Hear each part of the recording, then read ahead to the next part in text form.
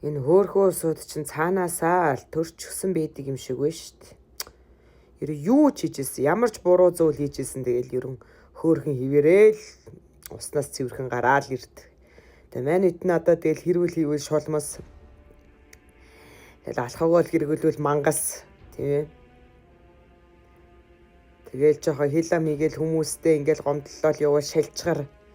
Тэгэл янз янзэл нэр зүр ер нь бол тэгэл нийгмийн хамгийн хог шавхруу хог шаар одоо юу ээ траш бүхэн л одоо тэгэл би ми одоо манзэнтэй адилхан гарууд л болчиход байгаа. За тэгэнгүүт ер нь цаанаасаа нэг тусгай төрцөн хөөх уусууд байна. Одоо ууралж исэн ч идэгтэй штэ. Өө нана гэл.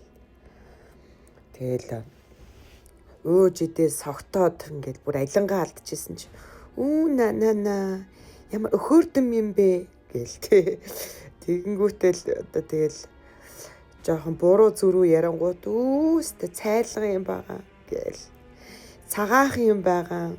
Иви гэл. Тэгээ уулс мулсаа тэгэл зарж идэл буруу зүрүү ингээл хэрэг толбогдчихсэн чсэн.